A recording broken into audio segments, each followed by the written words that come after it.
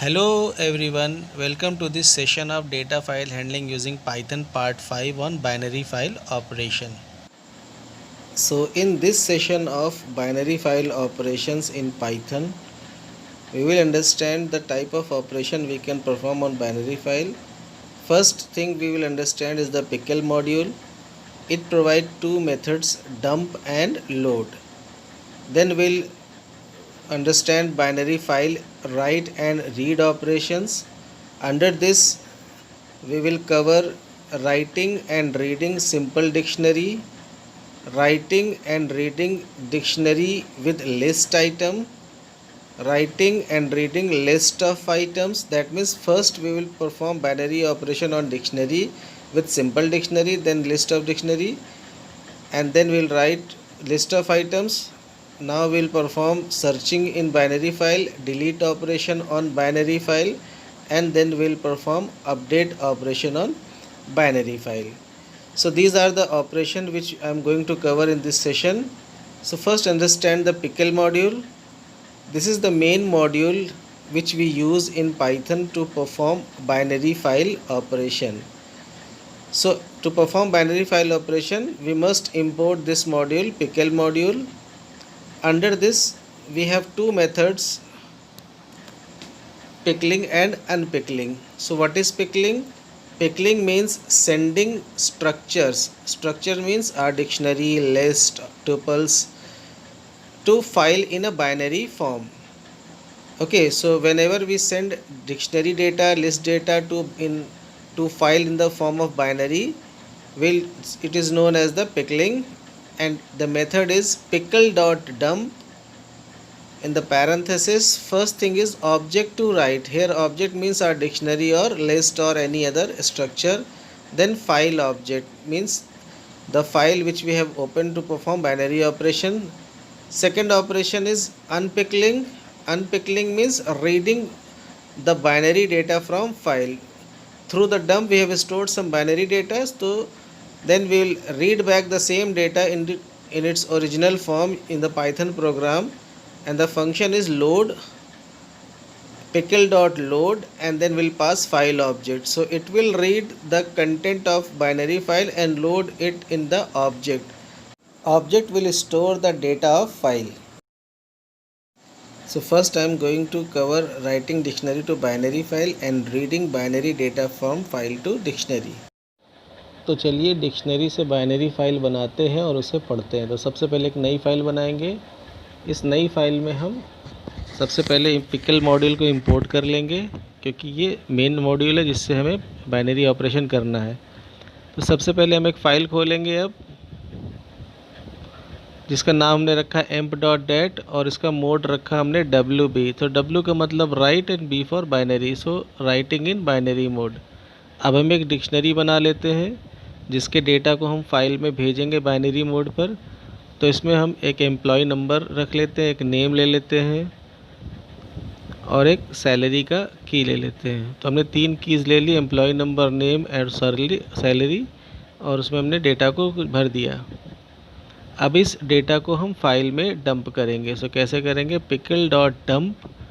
पहले हम बताते हैं कि क्या डंप करना है। D यानी डिक्शनरी को डंप करना है, और दूसरा F मतलब फाइल में डंप करना है।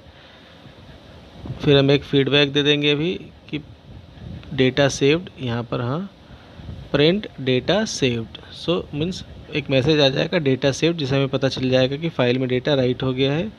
और f.close करेंगे ताकि ट्रांजैक्शन हमारा कंप्लीट हो जाए। अब इस फाइल को सेव करेंगे। सेव करने के बाद इसको हम उसी फोल्डर में एक फ़ोल्डर में सेव कर लेंगे। इसी में हम सारी फाइलें हमारी बनेंगी। तो जो हमने यहाँ पर बाइनरी फाइल बनाई वो भी उसी फोल्डर में जाके बनेगी। मैसेज आ गया डेटा सेव्ड, हम उस फोल्डर में जाके देख सकते हैं ये emp.dat बन गई है। और जब इसे ओपन करेंगे तो हमें सारा डेटा जो है वो सही से दिखाई नहीं देगा, क्योंकि बाइनरी मोड पर है तो बहुत सारा डेटा आपका इनक्रिप्टेड फॉर्म में यहाँ पर स्टोर होता है। तो इसको पढ़ने के लिए बाइनरी प्रोग्राम से ही पढ़ा जा सकता है। तो हमने राइटिंग तो कर लिया, अब आइए रीड करके देखते हैं इसको। तो फिर से पहला काम होगा हमारा पिकल मॉड्यूल को इंपोर्ट करना। कर लिया। अब फाइल खोलेंगे। ये दो स्टेप तो मैंडेटरी है कि आपको पिकल मॉड्यूल लेना है और फाइल खोलना है। यहाँ पर मोड अब चेंज हो जाएगा RB, means read in binary. अब हम सबसे पहले क्या करेंगे, जो पिकल मॉड्यूल है उससे हम फंक्शन कॉल करेंगे लोड। इसका काम होगा बाइनरी डेटा को लोड करना किसी फाइल से और उसको एक ऑब्जेक्ट में स्टोर करा देना। तो डी हमारा यहाँ पर डिक्शनरी बन जाएगा क्योंकि फाइल में डिक्शनरी डेटा था। अब हम जो इस डिक्शनरी में आया है उससे हर एक की को हम लोग प्रिंट करा लेंगे। हम यहाँ पर लूप से भी कर सकते हैं, बट यहाँ पर सिंपल एक ही रिकॉर्ड है तो हम उसको डायरेक्टली डिक्शनरी का नाम और स्क्वायर ब्रैकेट में की का नाम दे करके उसकी वैल्यू को फेच कर सकते हैं, क्योंकि वो डेटा डिक्शनरी में आ ही चुका है। बस इसको हमने क्लोज़ किया, फिर इसको सेव करेंगे। सेव करके इसको रन करेंगे, और रन करेंगे तो आप देख सकते हैं कि हमारा डेटा यहाँ पर आ चुका है। अभी हमने सिंपल डिक्शनरी को राइट और रीड करना सीखा। अब हम देखेंगे डिक्शनरी विद लिस्ट वैल्यूज़ को राइट और रीड करना। तो चलिए इसका हम प्रोग्राम बनाते हैं जिसमें हम डिक्शनरी विद लिस्ट आइटम्स को फाइल में स्टोर कराएंगे और उसको पढ़ेंगे। तो सबसे पहला काम, पिकल मॉड्यूल को इंपोर्ट कर लेंगे। उसके बाद एक फ़ाइल खोल लेंगे जिसमें हम उस डेटा को भेजेंगे। तो यहाँ पर हम एक फ़ाइल बनाते हैं employee.dat, ऑब्वियसली मोड रखेंगे WB क्योंकि राइट करना है।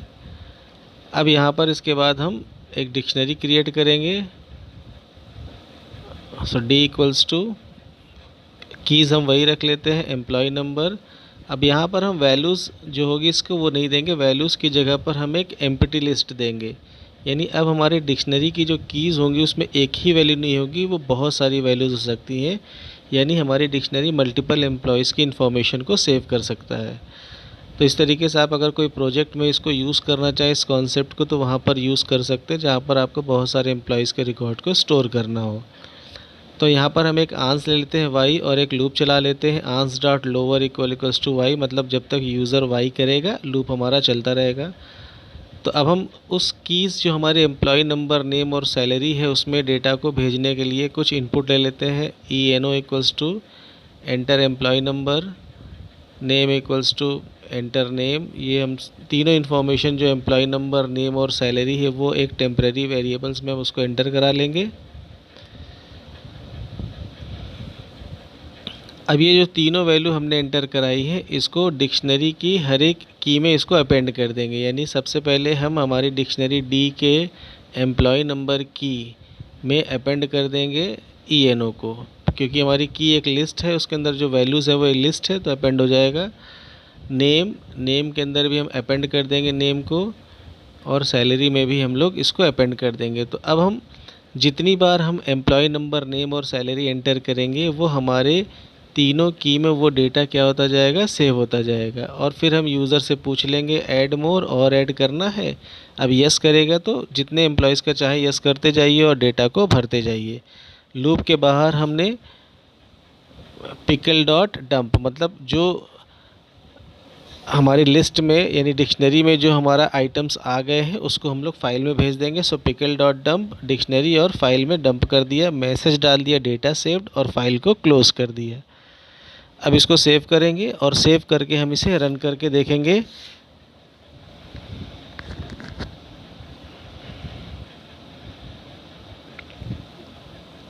चलिए रन करते हैं। रन करेंगे तो सबसे पहले हमसे एम्प्लॉय नंबर पूछेगा, हमने एम्प्लॉय नंबर दे दिया 1, नाम कोई भी डाल दिया, विपिन डाल दिया, सैलरी डाल दिया हमने। फिर हमसे पूछ रहा है ऐड मोर, यस कर दिया। तो इसमें 2-3 एम्प्लॉयज़ का रिकॉर्ड हम भर लेते हैं यस कर करके। ठीक है, ये हमने 3rd एम्प्लॉयज़ का भर दिया।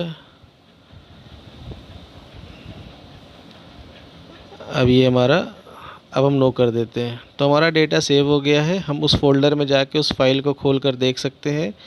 हम इंश्योर कर सकते हैं कि फ़ाइल बनी कि नहीं। यस, फाइल बन गई है, बट सेम कंटेंट हमारा अभी भी रीडेबल फॉर्म में यहाँ पर नहीं रहता है। तो हमें इसे फॉर्मेटेड तरीके से, अच्छे तरीके से पढ़ना है, तो हमें इसके लिए फिर से बाइनरी का प्रोग्राम लिखना पड़ेगा। यानी अब आप मान लीजिए कि प्रोजेक्ट बना रहे थे तो जहाँ पर आपने स्टोर करने काम कर लिया, अब आप उसे डिस्प्ले करने काम करना है।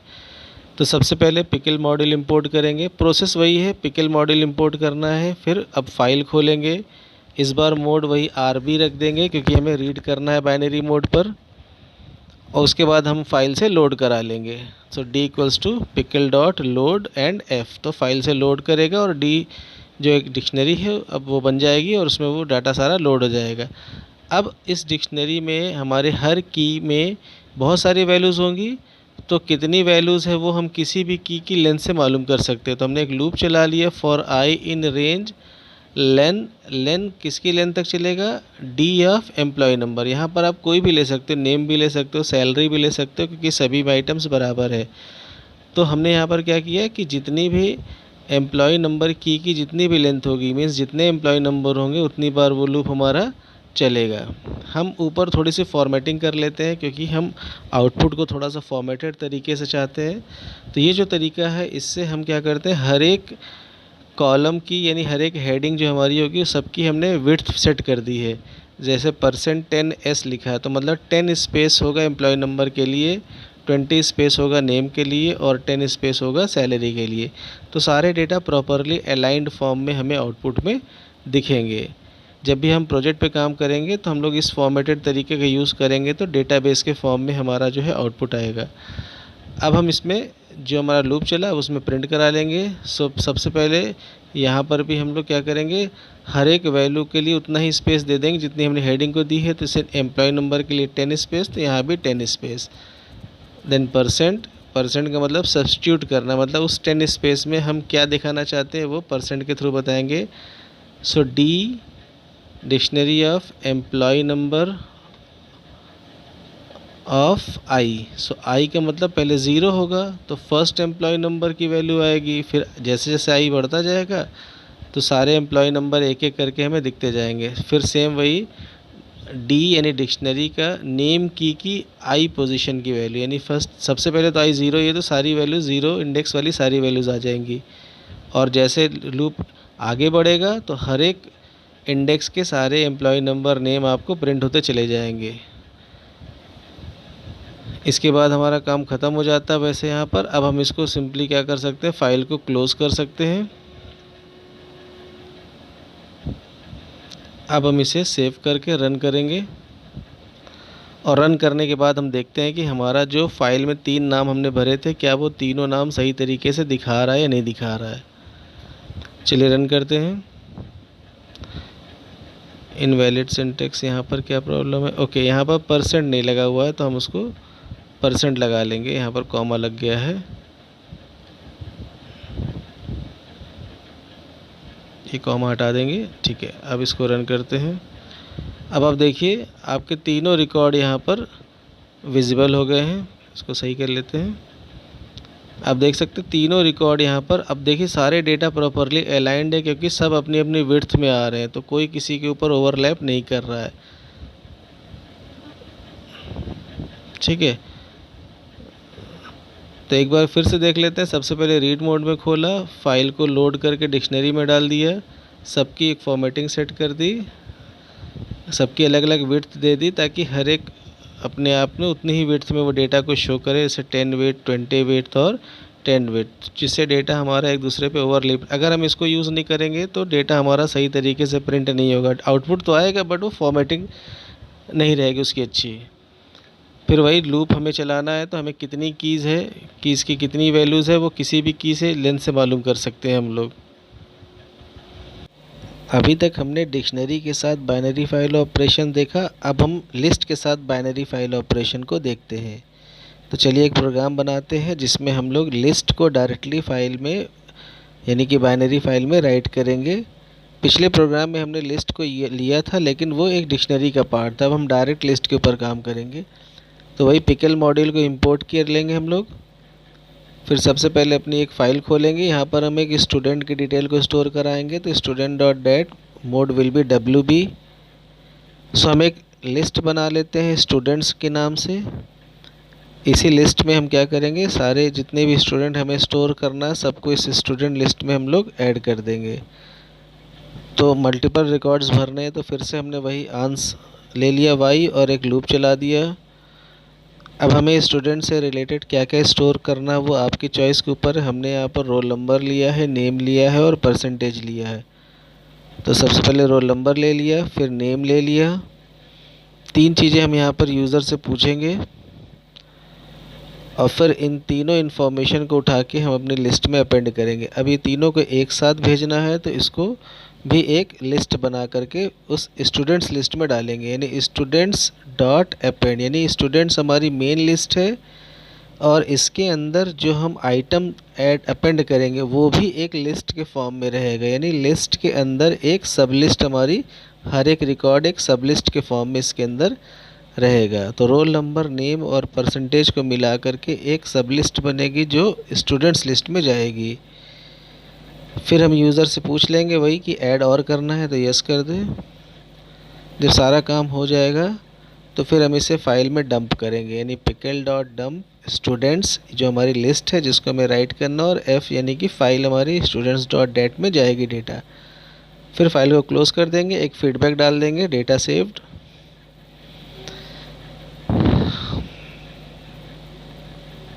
अब इसे रन करेंगे, सेम फोल्डर में ही सेव कर लेते हैं, आप कहीं भी कर सकते हैं। जहाँ भी पाई फाइल होगी फाइल वहीं बनेगी, बाइनरी फाइल आपकी। अब हम यहाँ पर यूज़र से पूछ रहा है तो हम यूज़र से उसमें एंटर करा लेते हैं, रोल नंबर, नेम, परसेंटेज जो भी उसमें भरना है वो हम भरते जाएंगे। तो हम यहाँ पर 3 बच्चों का डेटा भर लेंगे।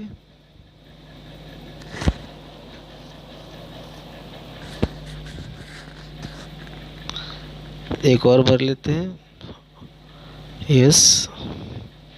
रोल नंबर 3, कोई भी नाम भर देंगे और इसके बाद हम इसे नो कर देंगे। तो ये 3 स्टूडेंट्स के नाम हमारे पास स्टोर हो जाएंगे। ठीक है, ये डेटा सेव मैसेज आ गया। अब फोल्डर में जाके देख लेते हैं हम लोग कि स्टूडेंट्स डॉट डेट फाइल बनी कि नहीं बनी। ये देखिए बन गई है। चूँकि बाइनरी फाइल है तो डेटा हमें प्रॉपर रीडेबल फॉर्म में नहीं होगा। तो चलिए इसको पढ़ने का प्रोग्राम बनाते हैं कि बाइनरी फाइल में जो डेटा राइट हुआ है लिस्ट के फॉर्म में उसको कैसे पढ़ेंगे। तो इनिशियल स्टेप्स हमारे वही होंगे। सबसे पहले पिकल मॉड्यूल को इंपोर्ट करेंगे, फाइल खोलेंगे रीड बाइनरी मोड पर और फिर वहाँ से लोड कराएंगे।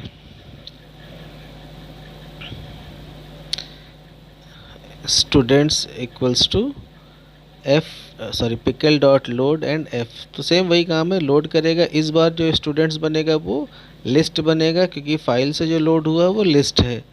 अब यहाँ पे ध्यान देना है कि स्टूडेंट्स हमारी लिस्ट है जिसके अंदर भी जो आइटम्स है वो भी लिस्ट है। तो कितने आइटम्स हमें भी नहीं पता, तो हम एक लूप चला लेते हैं फॉर स्टूडेंट इन स्टूडेंट्स, यानी स्टूडेंट्स लिस्ट से एक एक स्टूडेंट का रिकॉर्ड उठाएगा और स्टूडेंट के अंदर दे देगा। ये हम वही पुराना वाला मेथड अपना रहे हैं कि हम फिर से फॉर्मेटिंग कर दे रहे हैं रोल नंबर, नेम और परसेंटेज के लिए। तो ये लूप आपको मालूम ही है कि आपकी लिस्ट से एक एक आइटम उठाएगा और वेरिएबल में डालेगा। तो स्टूडेंट हमारा वेरिएबल है, स्टूडेंट्स हमारी लिस्ट है। तो स्टूडेंट्स लिस्ट से एक एक बच्चे का रिकॉर्ड स्टूडेंट में आएगा। अब स्टूडेंट में जो डेटा आ रहा है वो भी एक लिस्ट है, उसमें 3 चीज़ें मिलेंगी, रोल नंबर, नेम और परसेंटेज। तो यानी स्टूडेंट के 0 को प्रिंट कराएंगे तो 0 में क्या मिलेगा, रोल नंबर, 1 में क्या मिलेगा, नेम, और 2 में क्या मिलेगा, परसेंटेज। तो हमारी मेन लिस्ट से एक एक लिस्ट स्टूडेंट में आएगी और उसके अंदर की रोल नंबर, नेम और 1, 0, 1, 2 पोजीशन पर है उसे हम प्रिंट कराएंगे। सेव कर लेते हैं इसको, फाइल हमने वहाँ क्लोज़ कर दी है। अब रन करेंगे इसको, रन करके देखते हैं कि हमारे जो जितने भी स्टूडेंट्स हैं उसका रिकॉर्ड आ रहा है कि नहीं। आप देख सकते हैं हमने ऊपर 3 नाम भरे थे, वो तीनों नाम यहाँ पर अपीयर हो गए। तो आइए अब हम सर्च का प्रोग्राम देखते हैं कि बाइनरी फाइल में डेटा को सर्च कैसे किया जाता है। तो ऑलमोस्ट प्रोग्राम जो होगा वो सेम ही होगा क्योंकि यहाँ पर हम सारे रिकॉर्ड्स दिखा रहे हैं और सर्चिंग में हम क्या करेंगे, किसी पर्टिकुलर रोल नंबर के रिकॉर्ड को दिखाएंगे। तो हम क्या करेंगे, हम इस प्रोग्राम को कॉपी कर लेंगे, सेम प्रोग्राम कॉपी कर लेंगे और इससे हम एक नया प्रोग्राम बनाएंगे जिसमें हम उसको सर्च करेंगे, रोल नंबर को सर्च करेंगे। इसको पेस्ट कर लेते हैं यहाँ पर। अब देखिए यहाँ पर क्या करना है, फाइल तो खोल ही लिया हमने, ठीक है, लोड कर लिया। अब हम यहाँ पर यूज़र से पूछेंगे कि वो किस रोल नंबर के रिकॉर्ड को देखना चाहता है। तो हम रोल नंबर एंटर करा लेंगे उससे, enter roll number two search.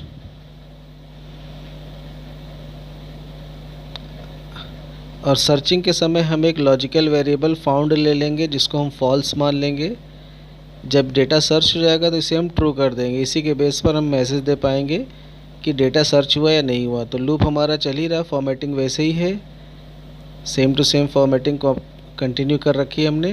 बस यहाँ पर हम क्या करेंगे, एक कंडीशन लगा देंगे कि जो स्टूडेंट्स लिस्ट से जो हमारे एक एक स्टूडेंट का आ रहा है उसके रोल नंबर को मैच कराएंगे। यानी if student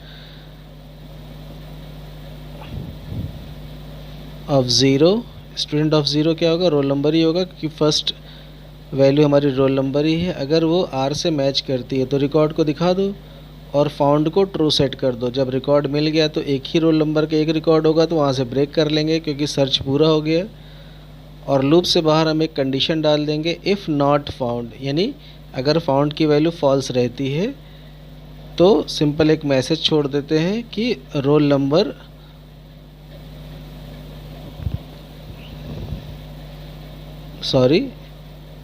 no such roll number, या कोई भी मैसेज आप यूज़र डिफाइंड कोई भी मैसेज आप डाल सकते हो। तो बस बहुत सिंपल सा प्रोग्राम था, इसमें केवल एक कंडीशन का ध्यान रखना था। बस इसको सेव करते हैं।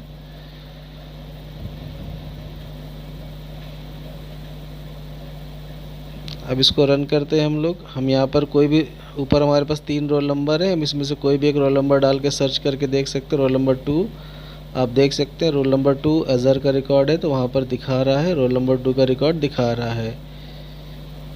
इसे फिर से चलाते हैं एक बार।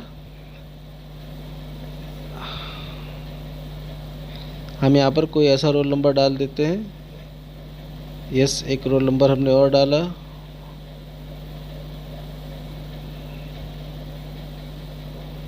तो कोई भी रोल नंबर आप डालेंगे उसे सर्च कर लेगा। अगर हम कोई ऐसा रोल नंबर डाल देते जो इसमें नहीं है तो मैसेज आ जाएगा, sorry no such roll number. तो आइए अब हम देखते हैं कि बाइनरी फाइल में अपडेट ऑपरेशन कैसे परफॉर्म करते हैं। सो इसमें हम क्या करेंगे, इस प्रोग्राम में एक रोल नंबर पूछेंगे यूज़र से और फिर उसके परसेंटेज को हम लोग अपडेट करके देखेंगे। सो हम इसके लिए एक प्रोग्राम लिखते हैं फिर से।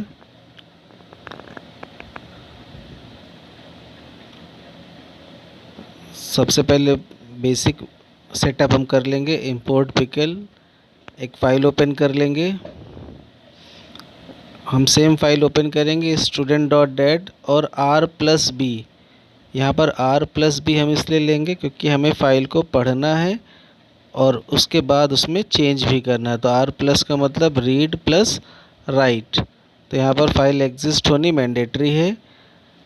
तो हमने इस फाइल खोलने के बाद पिकल के थ्रू उसके सारे डेटा को लोड करके स्टूडेंट्स लिस्ट में उसको स्टोर कर लेंगे। तो हमारे स्टूडेंट्स लिस्ट में सारा कुछ आ गया, जितना भी डेटा पहले से पड़ा हुआ वो उसमें आ गया। इसको हम प्रिंट कर लेते हैं ताकि यूज़र को पता चल जाए कि इसमें कौन कौन से रिकॉर्ड्स करेंटली प्रेजेंट हैं। ठीक है, तो ये हमारे स्टूडेंट्स लिस्ट से एक एक रिकॉर्ड को एस में लेगा और प्रिंट करेगा। इसको हम सेव करके पहले इतना रन करके देख लेते हैं एक बार। तो ये हमें दिखा रहा है कि 3 रिकॉर्ड हमारे पास पड़े हुए हैं। तो ये हमारा बेसिक सेटअप हो गया कि हमने प्रोग्राम जब चलाएंगे तो हमें रिकॉर्ड्स वो दिखा देगा। अब हम यूज़र से पूछेंगे कि किस रोल नंबर के रिकॉर्ड को उसे चेंज करना है। तो यहाँ पर भी सर्च तो करना ही पड़ेगा, इसलिए हमने एक फिर से लॉजिकल वेरिएबल फाउंड ले लिया, इसको फॉल्स मान लिया और हम यूज़र से पूछ रहे हैं कि enter roll number two update. तो जैसे हमने सर्च में किया था वही काम यहाँ पर भी करेंगे। अब हम इस रोल नंबर को अपनी जो स्टूडेंट्स लिस्ट है उस स्टूडेंट्स लिस्ट से हम लोग क्या करेंगे, रोल नंबर को इस आर से मैच कराएंगे। ठीक है, तो अब सबसे पहले हम लूप लिखेंगे for I in range length of students. देखिए इस लूप में हम सर्च भी करेंगे और चेंज भी करेंगे। तो चेंज करने के लिए ये हम लोग रेंज का लूप यूज़ करते हैं। If students of i of zero equals to r, यानी हमारी लिस्ट के हर एक रिकॉर्ड के रोल नंबर को आर से मैच करेंगे। अगर मिल जाता है तो हम क्या करेंगे, हम यूज़र से एक नया परसेंटेज जो उसके अपडेटेड परसेंटेज है, जो उसको चेंज करना है, वो नया परसेंटेज हम उससे पूछ लेंगे। एंटर न्यू परसेंटेज, क्योंकि इस प्रोग्राम में हम केवल परसेंटेज को चेंज करा रहे तो हम सिर्फ इतना ही लेंगे। अब हम उसी स्टूडेंट के सेकंड इंडेक्स क्या होगा, परसेंटेज ही होगा, क्योंकि 0 पर रोल नंबर है, 1 पर नेम और 2 पर परसेंटेज। उसको पी सेट कर दिया, यानी हमारी लिस्ट के उस पर्टिकुलर पोजीशन का रोल नंबर परसेंटेज क्या हो गया, चेंज हो गया। अब चूंकि रोल नंबर एक ही बार होगा तो हमने फाउंड को ट्रू करके और ब्रेक कर दिया है। अब देखिए, अब यहाँ पर क्या करना है, हमें अपडेट करना है। तो अपडेट कैसे करेंगे, हम पूरी लिस्ट को दोबारा से राइट करेंगे।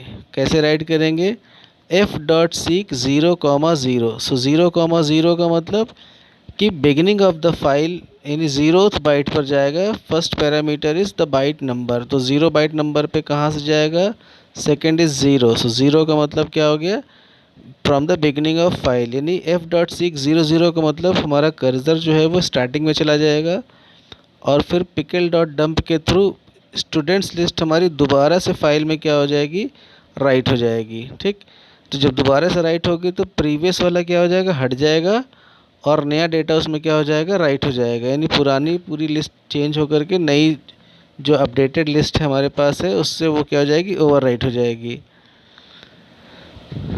तो अब जब ओवर राइट हो जाएगी तो हमें अपडेटेड डेटा दिखाई देगा।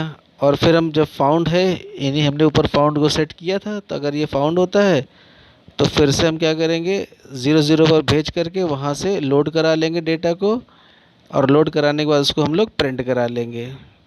एल्स यानी अगर फाउंड नहीं होता है तो no roll number not found, ये हम एक मैसेज दिखा देंगे और लास्ट में फ़ाइल को क्लोज कर देंगे। ठीक है, तो ये हमारा हो गया। इसको हम रन करते हैं। हम यहाँ पर डालते हैं inter roll number two update, हम किसी भी रोल नंबर को डालेंगे। ठीक है, तो हमने रोल नंबर 1 डाला तो इसका परसेंटेज अभी 77, हमने 87 कर दिया। आप यहाँ पे देख सकते हैं उसका रोल नंबर, उस पर्टिकुलर रोल नंबर का परसेंटेज क्या हो गया, चेंज हो गया है। हम फिर से चलाते हैं इसको थोड़ा सेट कर लेते हैं। तो हम यहाँ पर देख सकते हैं कि हमने जब प्रोग्राम को दोबारा चलाया तो भी हमारा परसेंटेज 87 दिख रहा है। इसका मतलब है कि फ़ाइल में हमारा रिकॉर्ड क्या हो गया, अपडेट हो गया। तो हमने इसमें रोल नंबर 4 डाला और ये बता रहा रोल नंबर नॉट फाउंड। तो अब हम सीखेंगे बाइनरी फाइल में रिकॉर्ड्स को डिलीट कैसे करते हैं। तो रिकॉर्ड्स को डिलीट करने के लिए चलिए हम एक प्रोग्राम लिखते हैं फिर से। अब आप देखेंगे कि इसमें जो मैक्सिमम कोड होगा वो हमारा सर्च वाला पार्ट ही होगा। तो इसमें सबसे पहले हमने पिकल मॉड्यूल इंपोर्ट किया, फ़ाइल खोल लिया, जो हमारी फ़ाइल थी student.dat। इसको भी वही R+B मोड में खोलेंगे, क्योंकि पहले रीड करेंगे उसके बाद उसमें मॉडिफाई करेंगे। तो सबसे पहले हम फ़ाइल ओपन करने के बाद फ़ाइल के रिकॉर्ड्स को लोड कर लेते हैं, यानी pickle.load f और उसको स्टूडेंट्स में डाल देते हैं। ये इसलिए कर रहे हैं ताकि डिलीट करने से पहले हम यूज़र को दिखा सकें कि फ़ाइल में क्या डेटा हमारे पास स्टोर्ड है। तो जो स्टूडेंट्स हमारी लिस्ट है उसमें जो भी इंफॉर्मेशन आई उसको हमने लूप चला करके प्रिंट करा दिया। इसके बाद हम यूज़र से पूछेंगे कि जो रिकॉर्ड आपको दिख रहा है उसमें से कौन सा रिकॉर्ड आपको डिलीट करना है। तो हमने पूछ लिया enter roll number two delete. फिर इस रोल नंबर को हम क्या करेंगे, अपने स्टूडेंट्स में सर्च करेंगे क्या वो उसमें है या नहीं है। तो फिर से वही एक लॉजिकल वेरिएबल फाउंड ले लेंगे फॉल्स, जो मेंटेन करेगा कि रिकॉर्ड हमारा मिला या नहीं मिला। एक पॉज ले लेंगे, ये पॉज हम इसलिए लेंगे जिस पोजीशन पर हमारा रोल नंबर मैच करेगा उस पोजीशन को स्टोर करने के लिए। अब हमने यहाँ पर लेंथ का लूप चला दिया, लेंथ तक का जो भी हमारी स्टूडेंट्स की लेंथ है वहाँ तक का लूप चलेगा, 0 से लेके लेंथ -1 तक का लूप चलेगा। ठीक है, और उसमें से हम हर एक स्टूडेंट के रिकॉर्ड को क्या करेंगे, इस सर्च रोल नंबर से मैच कराएंगे। तो if students of i of zero, क्योंकि हमारी लिस्ट में रोल नंबर फर्स्ट प्लेस पर है तो ज़ीरो पोजीशन पर है, तो हम अपनी हर एक लिस्ट के रिकॉर्ड को ज़ीरो पोजीशन को रोल नंबर से मैच करेंगे। अगर मिलता है तो फाउंड को ट्रू सेट कर देंगे और पॉज में आई ले लेंगे, यानी आई पोजीशन वाले रिकॉर्ड से ही मैच किया रोल नंबर, तो उस आई पोजीशन को हम लोग पॉज में ले लेंगे और लूप को ख़त्म कर देंगे, क्योंकि हमें हमारा रोल नंबर मिल गया है।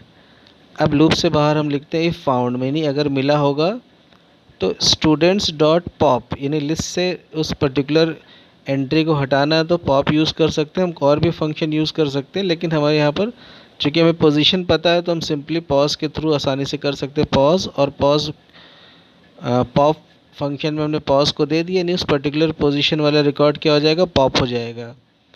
फिर हमने f.seek 00 लिखा है, जिससे हमारा जो कर्सर है वो फाइल के बिगिनिंग पे चला जाएगा, और अब लिस्ट से जो इन्फॉर्मेशन पॉप हो चुकी है उसके बाद जो करंट लिस्ट की पोजीशन है, यानी इस लिस्ट में अब जो है वो हमने फाइल में क्या किया, डंप किया, पिकल डॉट डंप स्टूडेंट्स और f, यानी जिस रोल नंबर को डिलीट करना था वो पॉप हो चुका है, और उसके अलावा बाकी सारे रोल नंबर स्टूडेंट्स में है उसको उठा के हमने फ्रेश क्या किया, फाइल में डंप कर दिया। तो चूँकि R+ मोड में खुला हुआ है तो राइट है ही है, तो ओवर राइट हो ही जाएगा, बिगनिंग पे जाके सारा रिकॉर्ड ओवर राइट कर देगा।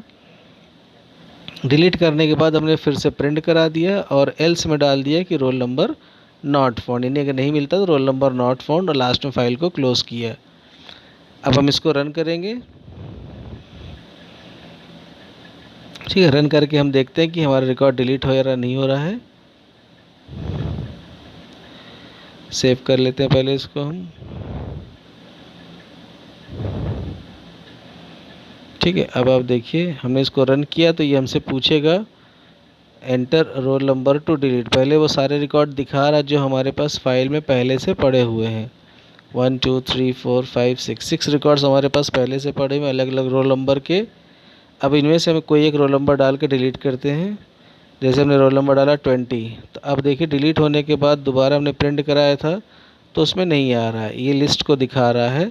अभी हम इस प्रोग्राम को दोबारा चलाएंगे तो दोबारा वो फाइल से उठा के दिखाएगा, और उसमें हम देखते हैं कि वो रिकॉर्ड दिख रहा है या नहीं दिख रहा है। अब देखिए यहाँ पर रोल नंबर 20 नहीं आ रहा है, इसका मतलब है कि रिकॉर्ड फाइल से डिलीट हो चुका है। अब हम कोई ऐसा रोल नंबर डाल देते हैं जो नहीं है, तो obviously role number not found का मैसेज आएगा, क्योंकि 11th रोल नंबर हमारे पास फाइल में प्रेजेंट नहीं है। तो इस तरीके से हम बाइनरी फाइल में से किसी रिकॉर्ड को आसानी से डिलीट कर सकते हैं। तो आज के इस सेशन में हमने बाइनरी फाइल हैंडलिंग के बारे में पढ़ा, जिसमें हमने राइट करना, रीड करना, सर्च करना, अपडेट और डिलीट ऑपरेशंस को सीखा।